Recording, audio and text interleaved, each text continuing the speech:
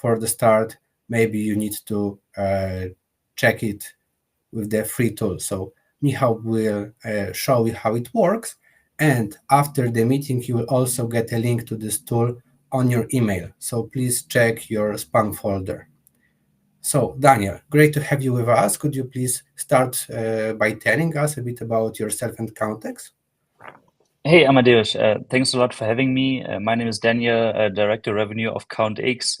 We, as countX, as you mentioned, we are taking part of cross-border VAT compliance once you go international by cross-border sales. And this is something I want to elaborate today on. And our sweet spot, as we are a German company, is for sure in Germany. And I'm very, very interested in how Poland sellers are solving these kind of situations, such as VAT obligations from the standpoint of being in Poland. We have tailored processes for that in addition, so we can solve VAT obligations for Polish sellers. I just want to learn more about your pain points and how you solve these kind of things. And I think we are open for a very interactive webinar. So if you have related questions to a situation, I'm very open to answer that within the webinar at the end or even afterwards. So yeah, thanks for having me and very excited. Thank you for the introduction. So yes, as Daniel said, if there is something that we can quickly answer during the webinar, during our presentation, we'll do so. You can write your questions on chat, but if there are more complex questions, we'll answer them after this presentation part, this interactive part, just not to interrupt the flow of the presentation and stick to the topic that everybody is interested in. Okay. Maybe a few words about Dealavo, just really quickly. As always, what we do in Dealavo, we help with the assortment selection. So we will tell you what you can add to your portfolio to have new traffic builders, new products that will create the basket or create margin. And we do so by creating assortment reports from selected websites. So you just tell us we want all offers from the particular website or some price comparison website, and we give you all the data so you can get inspired with the new assortment. Of course, also we have ad hoc reports. So when you have EAN codes and you want to know the prices of some products on a particular market, you just put the EAN codes there in this report, and we give you the market overview for them in a few minutes. I will later in the presentation show you some slides how it works. Also, we help with implementation of the pricing strategy. So we do price monitoring. You tell us which products you want to monitor and where, and we find those products on those websites that you select, and we gather prices of this product. So for example, you give us 100 products or 1,000 products or 10,000 products. You tell us we want Dealavo to monitor them on MediaMarkt.de, Amazon, Idealo, and so on. We find those products and all the offers of those products on those websites, and you will have the prices updated automatically available in our app or by API or in some files as you want. But we know that only price monitoring is not enough. So if you have to set prices manually based on the data that we gathered, it's not really working well. So we also have dynamic pricing. So when you have a strategy, you can implement it and automatize it thanks to our dynamic pricing tool. We have integrations with plenty of ERP systems, so you can just set the rule once and we will adjust the prices according to your strategy. Last but not least, we have similar products panel. So if you have your own brand, we help you to find similar products that the customers are choosing between your product and the other one, as I promised really quickly. Now let's go to some theory behind going to the new markets. And for this, I need to tell you about some strategies or how clients behave buying products. Because based on this strategy, based on this approach to the clients, we will help you with the strategy of going abroad. Probably if you were on some other webinars of Dealavo, probably you know about this, but for those who weren't, let me introduce this theory. So when people are buying products, so for example, I was buying new TV because I needed one. I was looking for the best offer of this TV all over the internet, price comparison websites, Allegro. Allegro is like Amazon in Poland. And I was looking for the best price. Then I saw some, of course, I was using Dealavo to do this. I found some best offer of particular TV that I needed. It had the lowest price, of course, and I started by adding this product to the basket. But as I have a small child who just is learning to walk, she's grabbing everything. So I cannot just put the TV on the stand. I needed to hang it. And for this, I was also looking for a hanger for the TV. But for me, it wasn't so easy to choose it because I don't know the diameters of the screws, the distances, if it will really fit to the main product that I was buying, to the TV. Fortunately, on the website that I found the TV, there was a section also bought with, and this website suggested me to buy this particular hanger that was matching to the TV. So I didn't have to look on the other website. I knew that it will be suitable for the TV, and I knew that they have good prices for the TV. So I just assumed that they have also good prices for other products. Even though maybe they are not the cheapest one, they are reasonable. Because if I had to buy the hanger for the TV separately, probably I would spend time to look for it and I will have to pay for the shipping. So with one shipping, with one package, I had those two products, and I believe that they have good prices for all the products.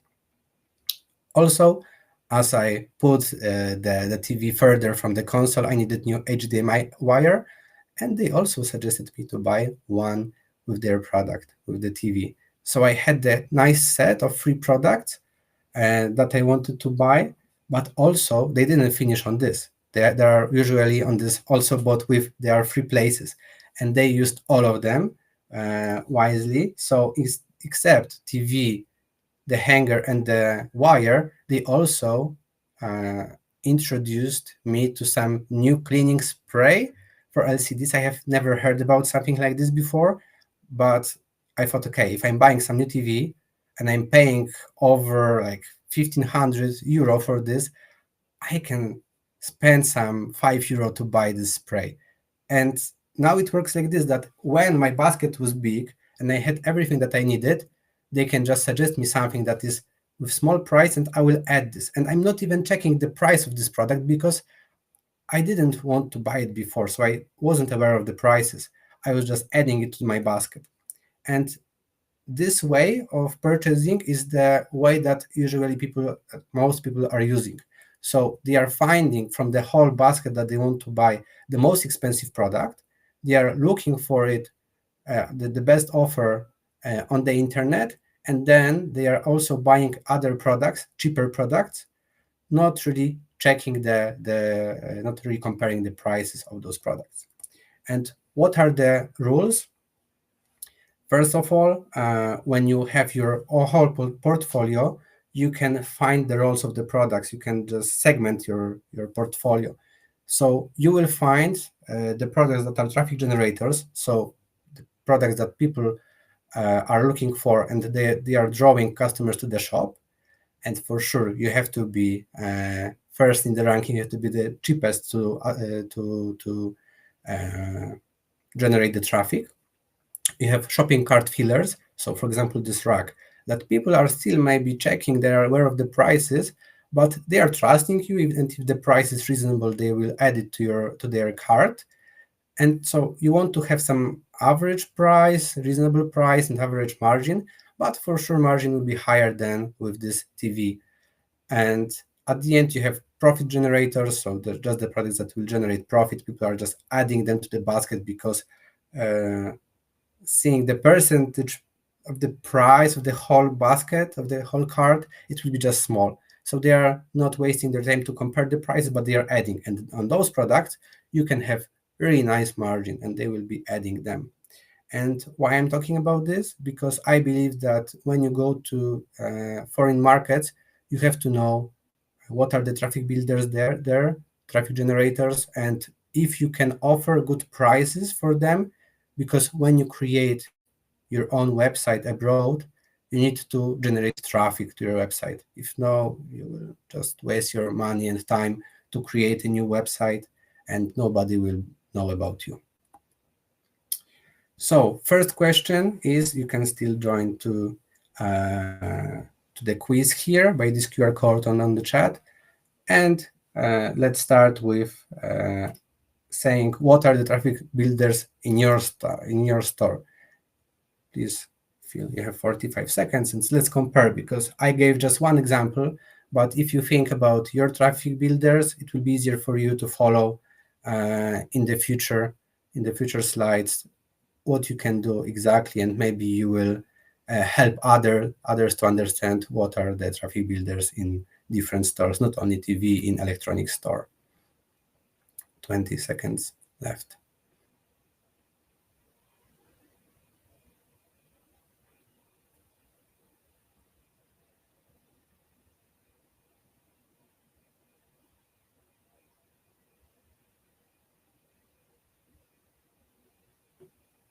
I can see that some people are writing, so you can just, I'm adding 10 seconds. If you want to click submit, you can still do this.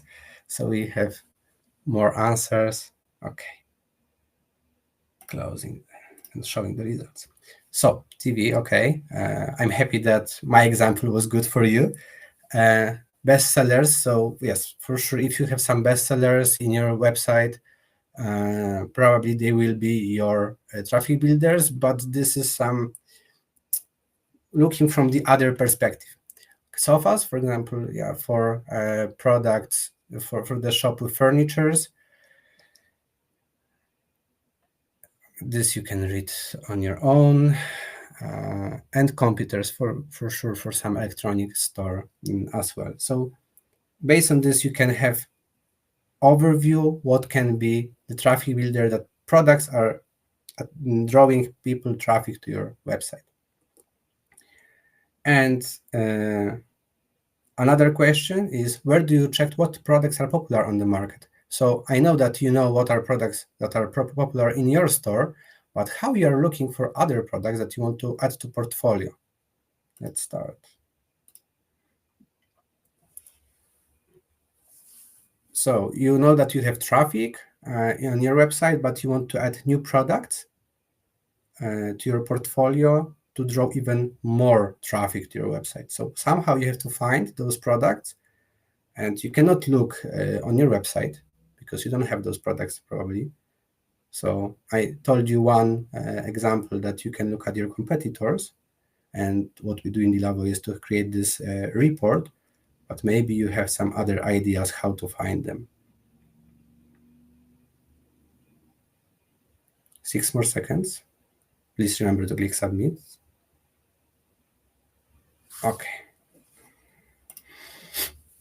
TikTok, Instagram, Facebook, competitor website, Fairtrade, competition, Google Shopping. Google Shopping, yes, is also interesting, but I don't think that you have on Google Shopping the popularity of the product. So you can see what other people are offering, but it will be quite tricky to find what is really popular. Amazon, Idealo guess has Check24, Amazon Auto, eBay, and so price comparison websites and marketplaces, and the answer they like the most is the last one. To be honest, Allegro Analytics, Helium 10, Everest, because probably those marketplaces or price comparison websites show you some analytics of the popular products. And when you go there, you can check what are the most popular products, some bestsellers there, and you can get inspired by maybe the section bestsellers on Idealo or on other website. With Google Shopping, I will go into details in a second, because even though they are not showing bestsellers or some popularity, I have a workaround for this, as Google Shopping is really important selling channel. Okay, but one thing is to know what is important, what is bestseller in your shop, in your country. But when you are going abroad, you have to find other bestsellers abroad. So for sure, you can just assume that maybe there will be the same traffic builders as you currently have in your offer, and this is a good start to check if they are offered there and if they are popular, because it's easier if you have already them in portfolio, all the processes of getting them to your shop. But maybe there are also some other products that are not already in your portfolio, because, for example, if you are selling books in Poland, probably your bestsellers won't be bestsellers in Germany because of the language. So maybe you should think about the bestsellers abroad, and maybe there will be some translations, but maybe there will be other books. And to find them, as you said, you can find them on price comparison websites or marketplaces in the bestseller section to find what is the most popular product there. You can find them on Google Merchant Center. So this is the answer that is connected to Google Shopping. I will show you in a second how to get there and what is shown there. But basically, they are showing the products and the popularity in category and in country. So when you have Google Merchant Center, you can easily check what are the popular products on the market in a particular category. Or you can buy assortment report from Dealavo. And about Google Merchant Center, if you go to popular products or bestsellers, they changed it recently. You can choose country, you can choose the category and time period, and you will see the bestsellers in this with this filtering. So, for example, you will have in the popularity rank in exercise and fitness in Germany this product. You will have the brand, availability, and the price range. This is quite usually this is quite wide. And if you have this product in your offer, it will also show you if you have it in your brand or no. So if there is a brand suggestion, it means that you don't have this brand in your offer. But probably it will, if you have it, it will show you that you can sell it there as well. So this is really nice tool. Of course, you have to approach it with a reason, but this is some input for your analysis. What is the important product abroad in particular category, just to get inspired if your traffic builders that you offer already are there, or maybe some other products that you can add to your portfolio. So now, as we gathered here, the most important question is, what markets are you considering for international expansion? So please write the country and where are you from, because if you are from Poland going to Germany, this is much more important if you just write Germany. So let's start. I will hide the results and please join. I will add the QR code as well if you want to join. It will also help us then to give some good examples of what to find and how to do analysis, because we will have something to based on, as we have here participants from Poland, Germany, or other countries.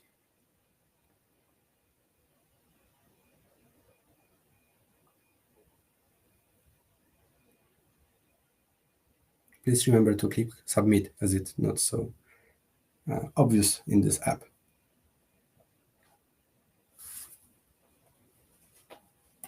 I will open for 10 more seconds, so you can just click submit and end writing. As I can see that somebody is still writing. Okay. Sorry, I have to finish. Okay. Poland to Germany, from UK to the rest of the Europe, so going quite. Czech Republic, Slovakia, UK from Poland, UK, Switzerland, only European Union, France, Benelux from Germany, France, Poland, Austria from Germany. Okay, so now we have the overview. I will try to remember and do some follow-ups with this. I can see that you are sticking to generally to Europe, maybe not only European Union, because we have other countries as well, like UK. But maybe this is even better for countX with the VAT and some taxes, because I would get lost immediately in this. Okay, let's go further. And now, when you choose a new market for the expansion, what do you consider the most?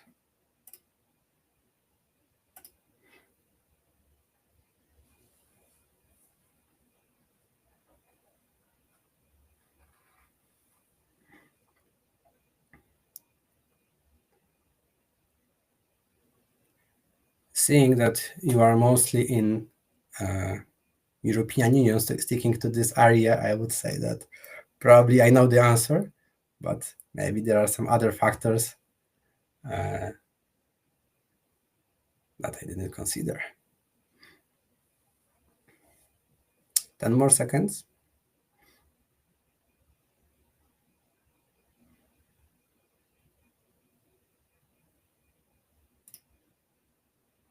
Yeah, so I think that taxes and delivery cost and time, this is the, I would say that this is really connected to European Union, yes, because you have some delivery costs and taxes that can be really similar. But we'll talk more, in my part, I will talk more about competitors and price levels. And I think Daniel will say something more about taxes after my part. And Micha will say something about size of the e-commerce market.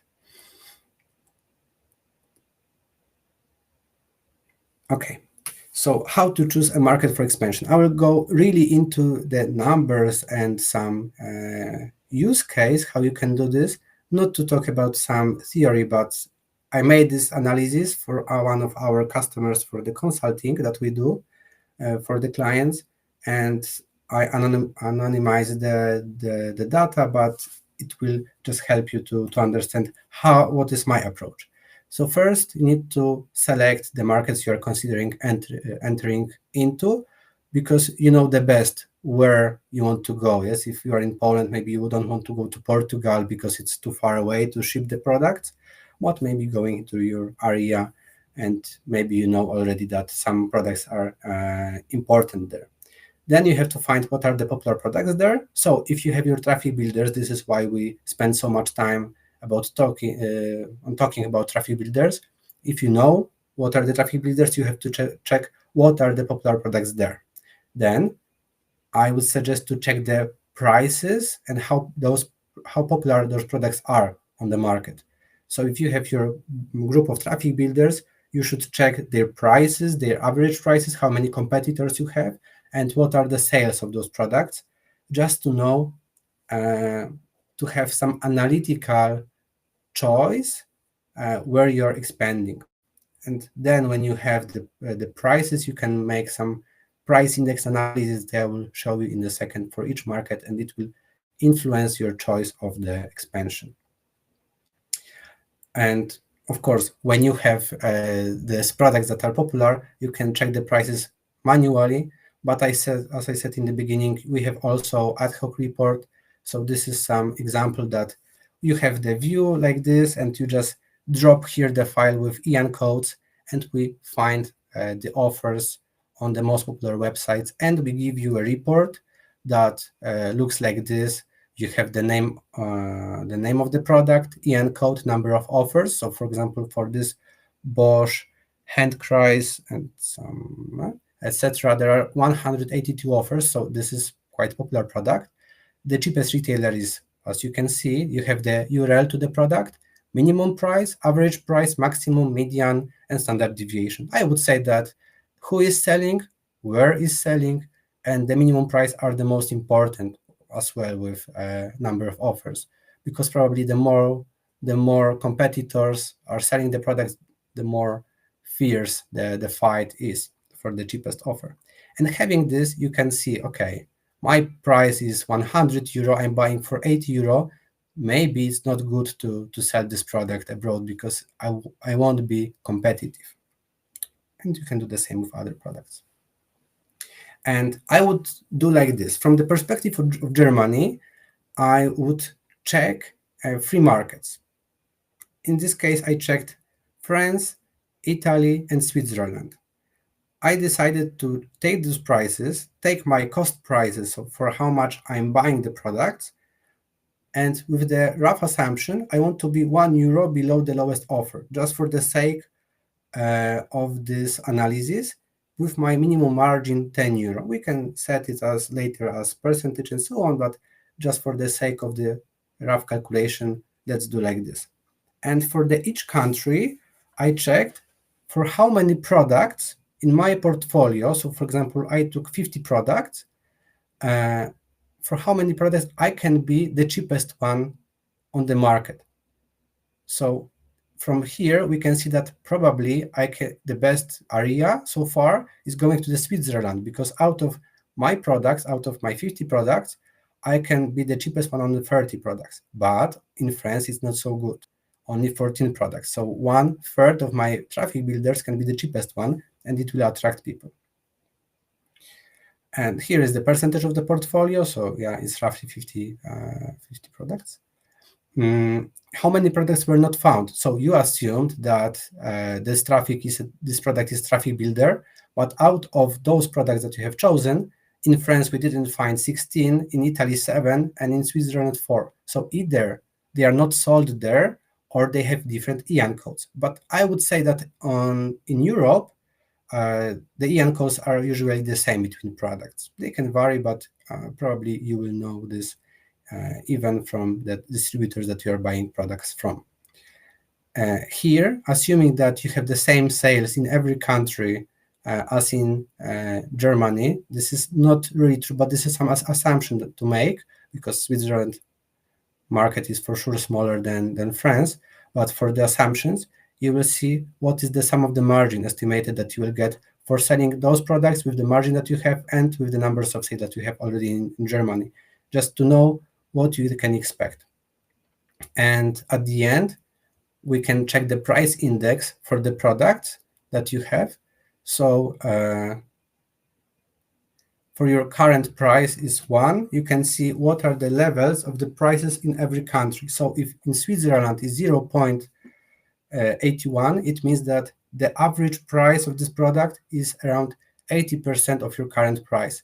In Italy, it will be 71%, and in France, 76%. So you can see easily, having such analysis, that what to sell, how many products you can be the cheapest with, and what is the price index. So probably the prices are the lowest in Italy, and they are the highest in Switzerland. And it means that probably you can expand to Switzerland, because you will have the most offers with the lowest price, and what is strictly connected, the price index is 81.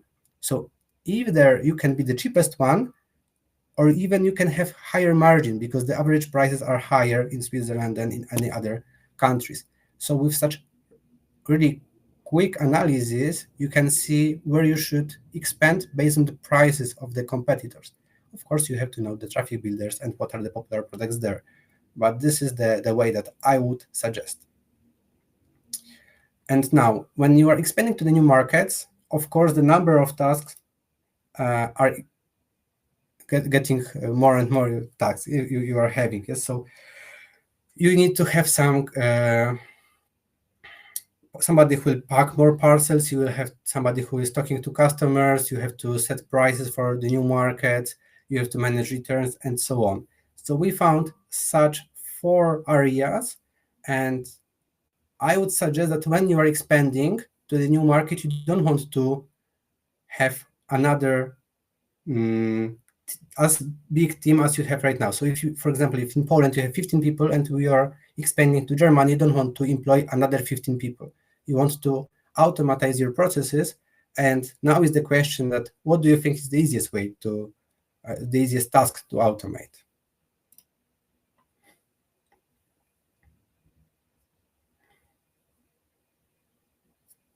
Oops.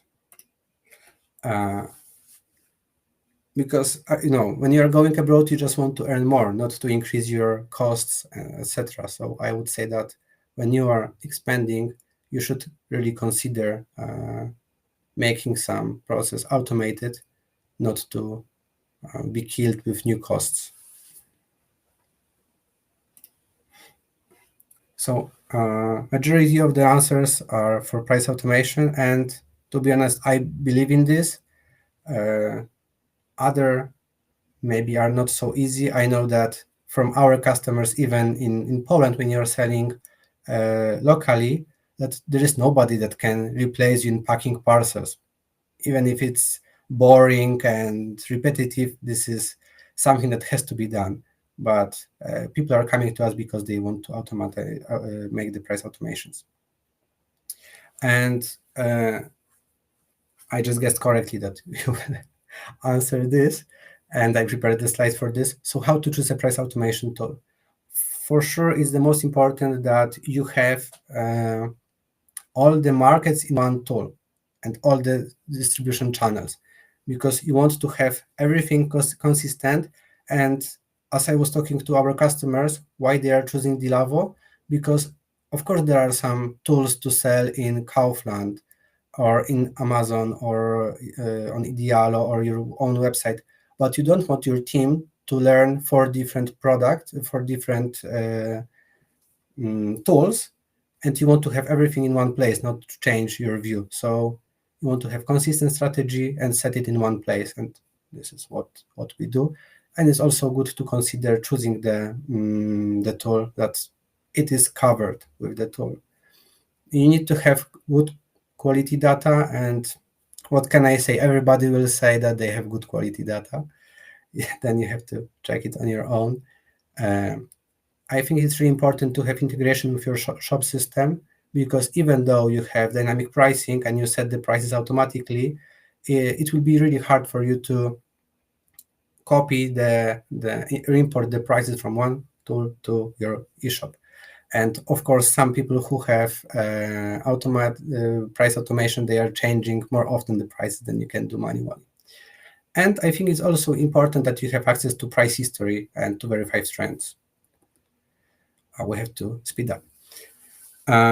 Just going really fast about the competitors. Of course, you have to know the competitors in a new channel. So we have to check who has the most products common with you, who has the lowest prices, and with whom you should compete, generally speaking, because you shouldn't compete with the whole market. And how you can do this with Dealavo, I will go really quick about, to check this. So we have some test account and we have dashboards. So what we are showing here is something that I believe is really important. So you have, for example, this account for Germany, and for your products that you monitor, you monitor 30 products and 1,300 retailers having 4,000 offers. So doing this by hand would be quite hard. But the most important thing for this, I would say, is that who is the competitor who has the most offers cheaper than you. And here you can see, maybe I will make it a bit bigger, PlayOx.de, Metro, Office Partner, Technic Direct. And those people have all the prices lower than me, but we don't know how lower. And for this, we have price indexes where average price on the market is 1, but we can see that on Idealo, the price index is 74, and on other shops it's like around 20, and so on. And with our, it's 112. So we are much higher with those products than our lowest competitors. So when you should consider competitors, I would say that this is a good view to check, to find the people who are selling most products below you with the low price index, and also what is important, on how many products they have the first place. So you can see that we are quite smart here, because with our price index 112 over the average, we are having the most first places in the ranking, but eBay is going just behind us, having 12. These other shops, they don't have really first places for the products that we analyze. So I would say that it is also good to have some tool that will help you to find those competitors. Let's go to another slide. And now, please, Daniel, take over. Thanks a lot, Amadeus. Looks like a very powerful tool, and that's for sure the fun part about internationalization and scale the business. And from the fun part, we now come to, let's say, a more necessary part, which would be a VAT obligations, which is coming on top on the cross-border sales. And this is what we are going to cover in the next couple of minutes. We from countX, as mentioned at the very beginning, we handle cross-border VAT obligations once you go international, especially within Europe with cross-border sales.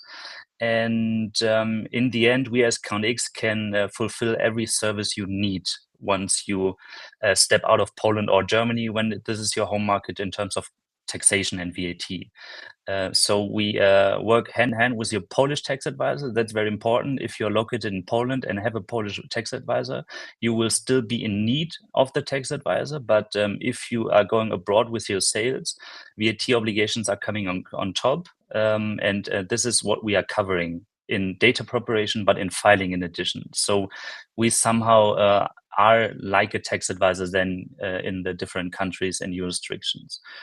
We do that automated within a tool. So we fetch and collect data from ERP system, invoicing systems, and marketplaces, and then shift that into OSS or local filings in an automated process.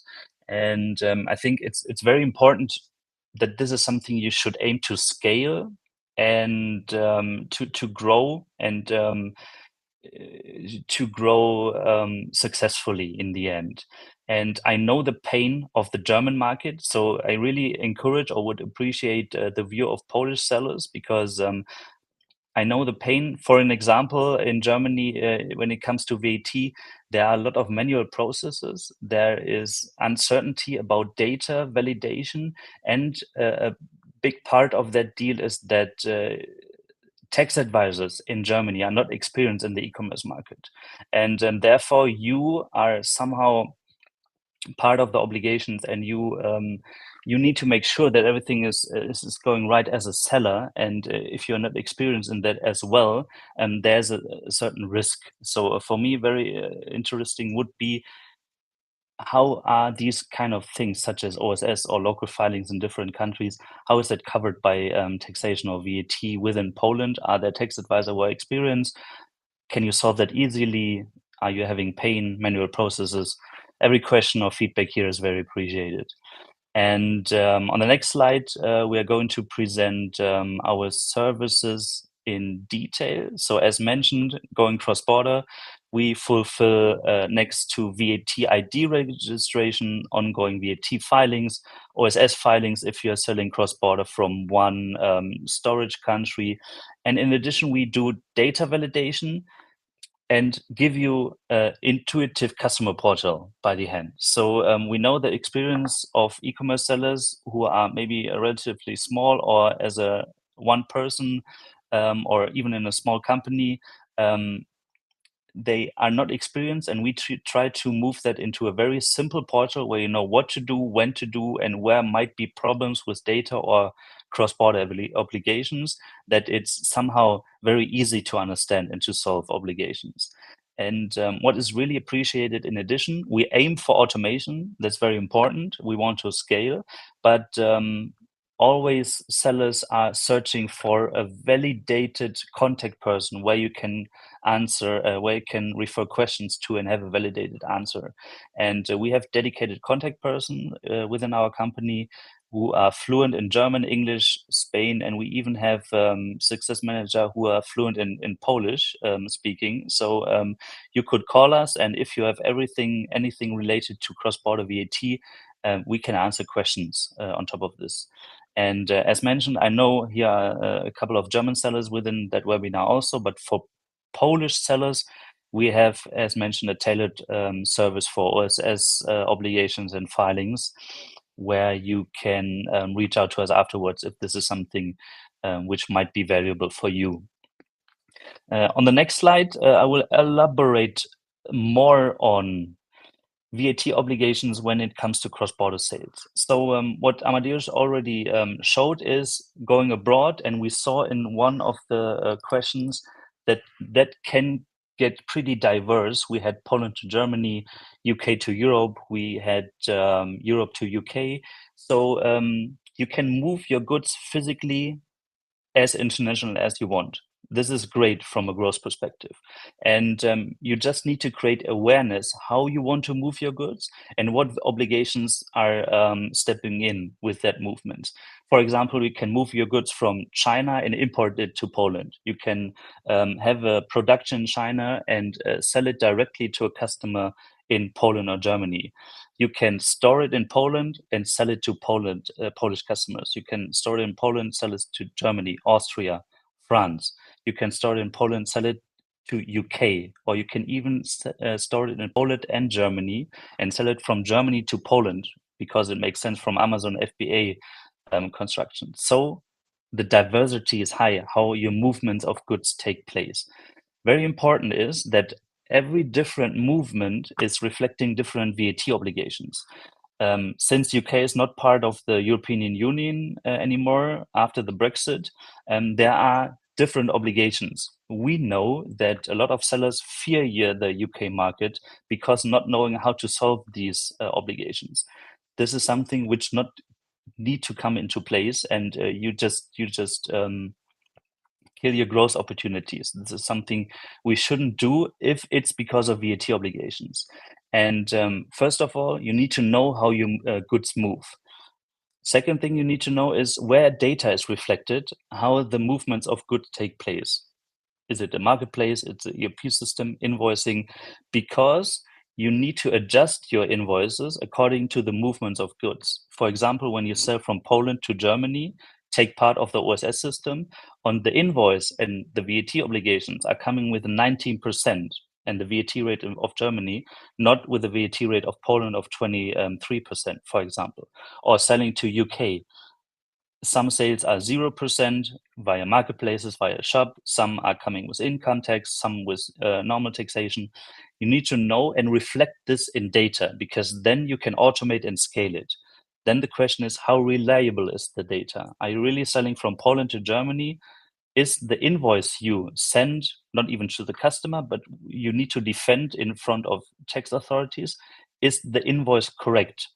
In the example from Poland to Germany, is it 19%? And then who is processing the data? As mentioned, we know a lot of sellers who are doing it on their own and then prepared for the tax advisor. Some tax advisor are processing it, not knowing if the data is valid, not experienced in e-commerce at all. And in the end, who is reporting data? Is it a tax advisor in Poland and different providers, maybe cross-border? And are they aligned on the data they are taken, and is everything right in terms of that? So in the end, you need to top down answer every question and need to be aware of differentiation and potential risks. And what we aim for is, as mentioned, scalability, because, for example, when you are at the moment having, I don't know, 500 sales, and with taxations and all these bureaucratical things, you have 1 hour of work per month. Then you need to ask yourself, when I increase my sales to maybe 5,000, am I having then 10 hours of work, or even if I go international or more complex, maybe 15 or 20 hours of work? From VAT and taxation standpoint, this is not scalable, and this can be a risk. So, and we can assist you in however diverse you get, however cross-border you want to sell, that you have the same amount of work and automation and validation in terms of 500 compared to 5,000, 50,000. Our biggest sellers going cross-border are having, I don't know, 400 to 500,000 transactions per month. And this is what we always should aim for. And we can assist you in that. And that's, I think, my first question there. I'm very interested in how this is for you at the moment. So when it comes to VAT obligations and taxation, especially going cross-border, I'm very interested in, are you sure about this? Everything is automatically and everything is fine. You are sure, but might have manual processes, or you maybe are unsure, but you think it's not a real problem, or it's with a blinking eye. You cannot sleep at night, and because you're not knowing what is your tax advisor doing, is my data correct, and so on and so on. it might be a joke, but I know from feedback of several sellers who, in the back of their head somehow have voices which say, hey, I'm unsure what I'm doing. And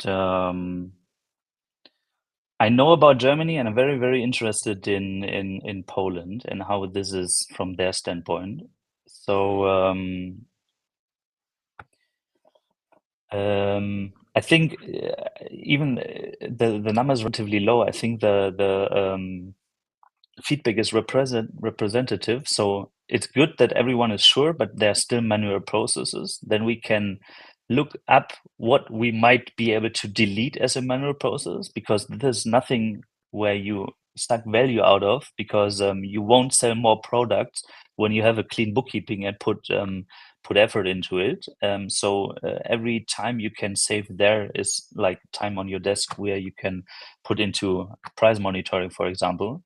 And when it comes to I'm unsure or I can't sleep at night, this is something you should act even faster than slower, because the mechanism of tax authorities, if you're having a problem, tax authority do not confront you with that problem immediately. Maybe after some time you get a tax audit, and then you will have, for amount of bigger time and maybe bigger data, a problem on your desk. So maybe look now into it and solve everything which might be a possible risk, than pushing it aside.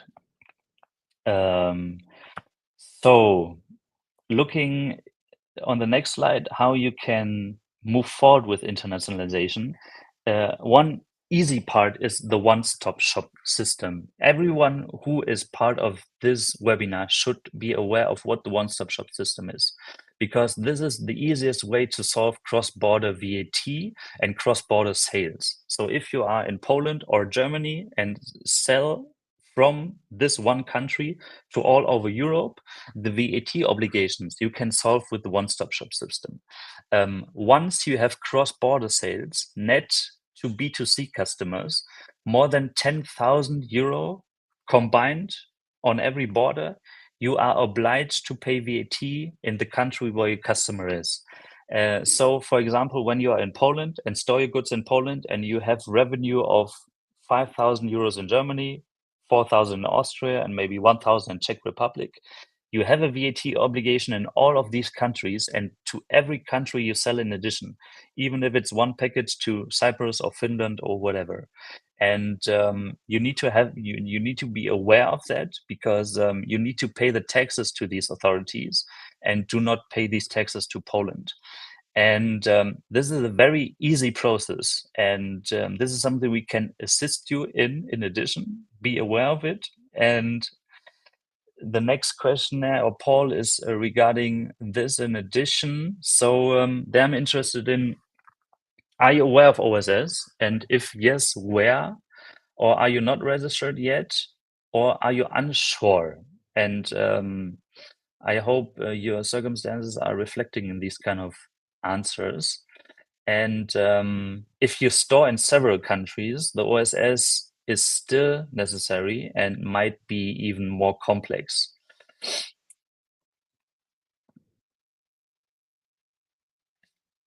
And whoever is unsure if he needs to take part of the OSS, ask more than less, and because it's easy to solve, and every uncertainty should be deleted. And if you're uncertain, you can ask questions to us all the time or reach out to us after the webinar. Okay, so Polish sellers, unfortunately, not. Germany, yes, not yet registered, and I'm not registered yet, but unsure. So again, whoever is unsure, please reach out to make sure that you don't run into any risks. And if you store in several countries, you should have in these countries an additional VAT ID, where we come to on the next slide. So the first and easiest part of internationalization is cross-border sales, storage in one country, sell to every other country within European Union. But for example, through Amazon FBA fulfillment by Amazon, it's very easy to open warehouses all over Europe. For example, in Germany, Poland, Czech Republic, France, and Italy. You can decrease your fees from Amazon, but you can open up to a wider market by Prime status, and you can use that easily. But once you store, you need to be aware of that you need a VAT ID in these countries in addition, and this is an add to your OSS obligations. So it's getting more complex. And when you remember the slides before, the more complex it gets, you need to know how your movement, how your goods move, how the data is it valid, who is filing the data, and is everything correct in the end. And having an eye on the time, maybe rushing through the next slide, but this is important to me to share. If you're part of the OSS, even in Poland, you need to make sure that everything is done right. I won't go to every point here, but for example, you file pretty late. So OSS submission in the first quarter needs to be done by April 30th. We know our e-commerce sellers, a lot of them are doing it on the 30th of April at, I don't know, 11 something in the evening, because it needs to be done, and it is done within time. But you need to give the authorities time to even spend the money then to the different authorities and jurisdictions. And if you file and pay VAT on 30th of April at 11 p.m., Finland, for example, might get the money the next day.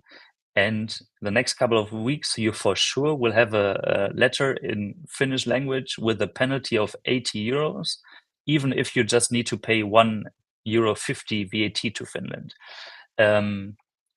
This might not be a problem because 80 euros, whatever, but in the end, you still need to put your brain effort, need to deal with Finnish authorities, and this is just a painful process. And there are a lot of tiny, small things which can grow to just pain, workload, and even risk of having penalties. And to decrease that and be scalable and not having this, I think there the value is sitting in.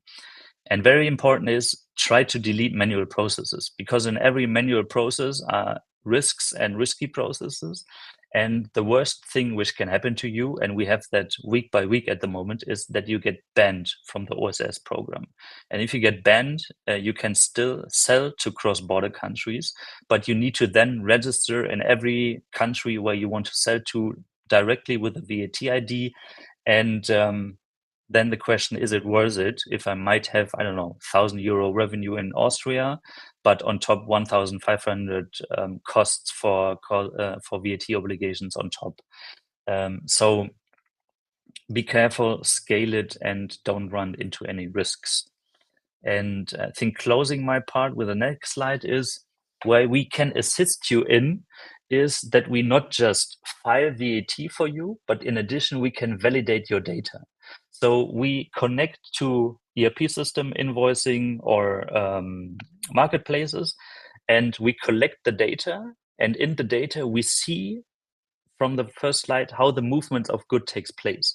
And we compare that with the obligations in these countries, and we check your invoices.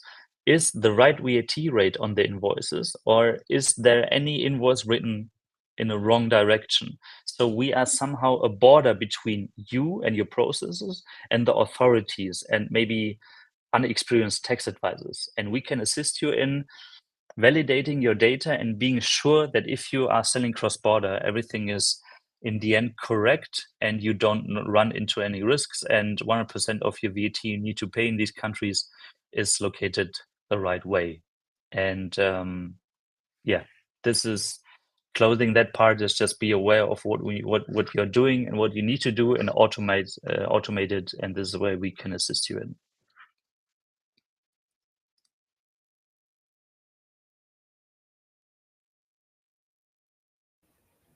So now is thank you, Daniel. Now is the part of Michał. Michał, do you want to share your screen? Yeah, sure. Well, not yet. I'll just talk about the tool for a minute, and then I'll share some screen. So Hello, I'm Michał or Michael, head of R&D at Dealavo. I'm glad to meet you and to talk to you. And I would talk to you about our free tool. Amadeusz earlier was mentioning or presenting some parts of our full comprehensive functionality of Dealavo. But this is, of course, the paid service, and it requires some setup. On the contrary, our free tool doesn't require any setup or any commitment, so it's easy to look into. We named it Cross-Market Lens, and its purpose is to give you some initial cross-market insight on your prices and portfolio. For example, if you are selling on, let's say, German market, then this tool tells you how competitive you would be if you will be selling, let's say, on the Danish market using German prices, and also what would be the most important competitors on this Danish market. And of course, it's not as complete as extensive as our full solution, but we can think it can serve as a first estimate, first glimpse on what is going on the other markets. So let me explain shortly what is the mechanics of this. Let me share my screen. Okay, you should be able to see the listing on Google Shopping. And yes, the data itself is coming from the Google Shopping price comparison service, which Dealavo, of course, is crawling to a large extent. It's, of course, quite popular in the most of the European countries. So the data from Google Shopping can serve as a decent market benchmark. However, obviously, not every retailer is listed on Google Shopping, so the data from this single source cannot serve as a full market overview, only as a benchmark, and this is what we have to keep in mind when looking into this data. So this is an example product, some air fryer on the German market, Ninja AF 500 EU. And you can see the German version, the German set of competitors selling this product, MediaMarkt, Otto, Saturn, etc. The prices are in euro. There are more than 50 retailers here. And the second listing, which I'm showing, refers to the same exact product, but on the Danish market. So the description is in Danish, but the most important part is that you have the set of retailers from Denmark and the prices in Danish kroner, not in euro. And the crucial, let's say, property of this Google Shopping is that we can compare these listings because they have some common identifier.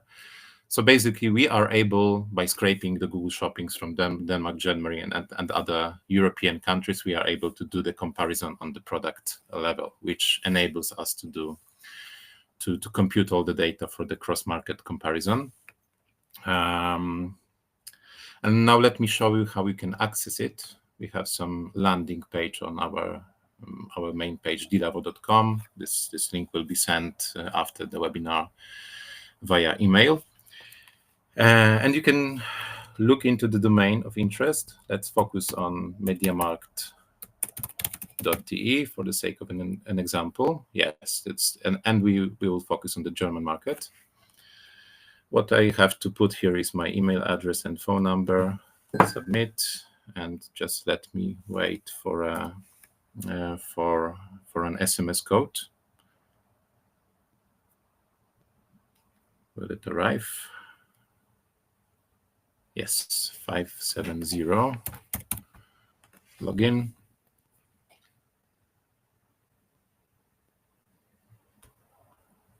Come on. Yes, and that's it. That's the report. Sorry, let me just change the language because it's in Polish. Yeah, now it's in English.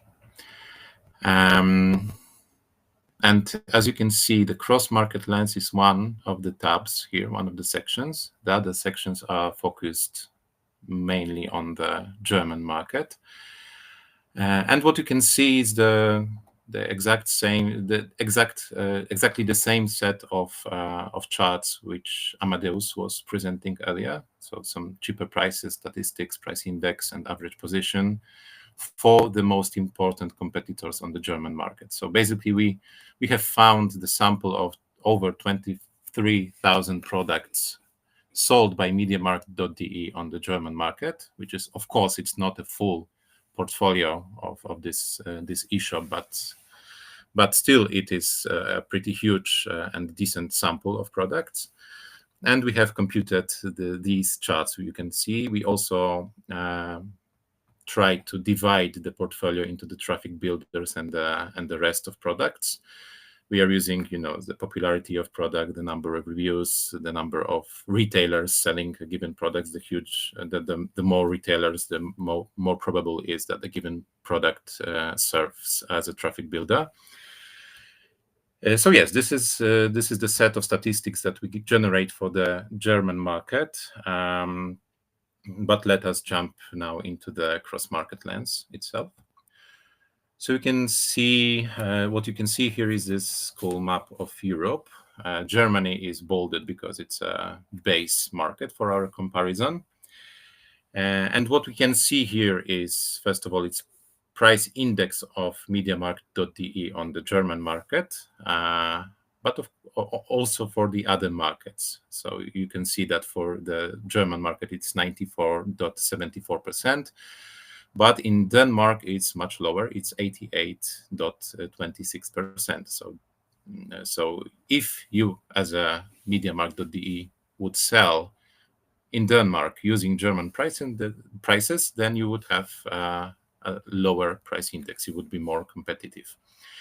What else can we see here? The e-commerce size. This is the publicly available data. I mean, the whole e-commerce business size of Germany, which is $107 billion. Compared to the Danish market, it's over 10 times higher. The Denmark has only $8.9 billion, so it's a much smaller market. What else can we see here? How crowded is German market in terms of competitors. You can see that an average number of retailers selling a statistical product here in Germany is over 21 retailers. In Denmark is only 7.5 retailers, so 3 times less competitors to deal with in Denmark. And you also have this position distribution. So in Germany, MediaMarkt is on the first place, meaning it's the cheapest for 22% of products. In Denmark, it would be the cheapest on 41% of products. So again, Denmark seems to be a pretty good choice for MediaMarkt because it seems that MediaMarkt would be quite competitive here. Maybe one remark on how the prices are computed. It is shown above. Here is the formula. So if we want to compute the price on the Danish market for a given product, then we get the price in a German market. We divide it with a standard VAT rate in Germany. So, of course, we are getting the net price. Then we use the exchange rate because, of course, Germany uses euros and Denmark uses the Danish kroner. And in the end, we multiply it by the VAT rate in the target country, Denmark in this example. So it's not an ideal solution because, of course, different products categories have different VAT levels, but it should serve should be decent enough as an overview. And the cool thing here also is that you can click on a given country, let's say the Denmark, and you can see the drill down. So it's basically the cast of the German prices into the Danish market. You can see it here. And we compute everything as usual. So we assume that you are selling in Denmark. We compute the set of your main competitors, the statistics for them, and everything else. So I guess it's quite powerful, but again, quite powerful for the first glimpse, first analysis on how to choose the ideal markets to do the expansion. Just one notice, the data is still generating for some countries. It's a very fresh module. Actually, the German market itself is still in progress. You can see the data from MediaMarkt.de, but many retailers from Germany are still being computed. It's a really huge amounts of data. So we expect the German market to be completed by the end of today. Polish market should be completed by the end of tomorrow. I've also seen some answers during the Amadeus part that UK market should also be of use, so we can schedule the UK market to be next. But please register in case you don't see this, this cross-market lens tab here. Then just please keep in touch with us. We should prepare it pretty soon. Yeah, that's all from me, and I'm giving the floor back to Amadeus. Thank you. Thank you for showing this tool. I'm really overwhelmed with the information that we have there. It's really good to, I think, to sit and to analyze it on our own, just to understand, because when you are going through this, it's a lot of information. So I would have to sit and think what is it exactly and how it corresponds to my shop. So now I think we are a bit after the time, but if you have some questions, we'll be happy to answer them. You can write them on chat, and we'll do as many as we can. So thank you. For those who has to go, thank you so much for participation. You will get an email with the recording, with the links, with the materials, and let's keep in touch. Soon we will make another webinar that you will be more than welcome to join.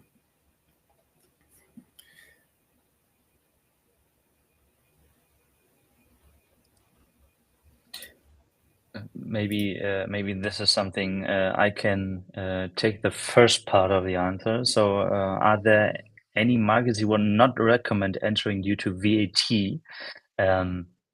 Totally not. I mean, VAT shouldn't hold you back to enter into special markets. It's just that the European Union is still diverse in how they understand the VAT obligations, in terms of how digital they are and how fast they are in finding in those kind of things. We know, for example, Finland, even Poland or Netherlands are pretty early to the party, let's say, in understanding what e-commerce sellers are doing wrong. Different countries are even later. The crucial part about that is if companies who are maybe late to the party in terms of understanding what from VAT perspective sellers are doing wrong, and they check this in 2 years from now, still the things you did wrong in the past, you need to take care of and you need to pay penalties for. But it's an easy no. So there's no market I would not recommend to go into. Very complex is, or not complex, but more complex is UK. And we saw a lot of people are interested. Do it. You just need to be aware of additional obligations. And from pricing complexity, I think, Amadeus, this is something you can answer better than I. I wouldn't say that there is some limitation. I think if you go to European Union, it's fine. Of course, it can be a bit harder when you go to some Asian countries, because you have to have some knowledge about this. Maybe some tools that we introduced wouldn't work to find bestsellers. Maybe there will be totally different codes for sure. Of course, EN codes is European. You would have to transfer them to GTINs or some other code that is regional. So I would say that maybe in these questions you had in mind that it is European Union or the markets that we were talking about, but saying in general, I would recommend to concentrate on European market, not going to Asian countries, because we also support them with price monitoring and dynamic pricing, etc. But we can see that this is totally different market, and you can have different alphabet. Maybe you will not understand what is happening there. It's much harder to find somebody to translate your descriptions. So I would recommend to stick with something that is closer to you.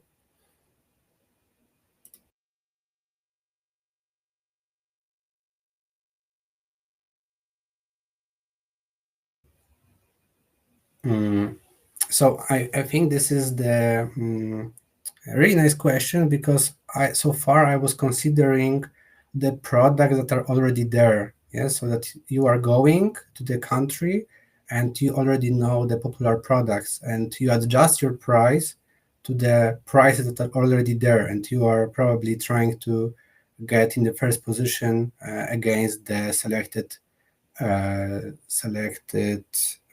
competitors.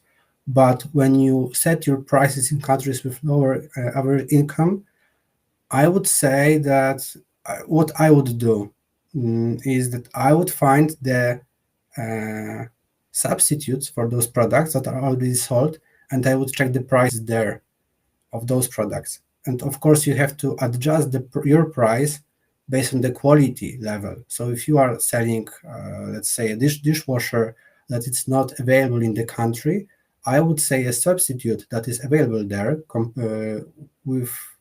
comparing the specification, the technical specification, and I would see what is your quality level. So if you are selling Beko and there is Samsung available, of course you know somehow what is the positioning between those two brands and what is the price that you should set. So yeah, it's not so easy when you don't have the offers of the product you want to introduce from your portfolio on the market, but I would compare with the current prices of substitutes and adjust them to the market reality, because other way would be really complex to see what people can spend. I would say that you have to make some surveys, some tests, etc. Of course, you can also just put these offers there and see if there is some traffic and decrease slowly the price, or maybe increase and see where is the sweet point. But I think the easiest way is to compare with other substitutes.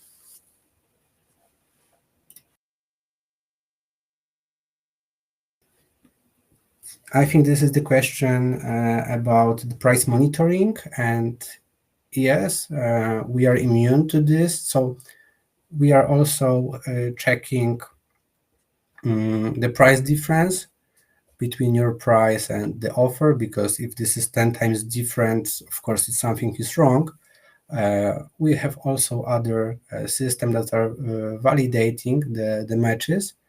And here I'm talking about our the easiest solution. We call it counter price. So we have some automation that are checking the qualities of the matches. When we are talking about some enterprise packages, so we do the matching not only by EN codes but also by names, photos, etc. Then we have quality team who is verifying this, and the quality data is even higher. But with this ad hoc reports, we are just checking the EN codes and the rankings that are there.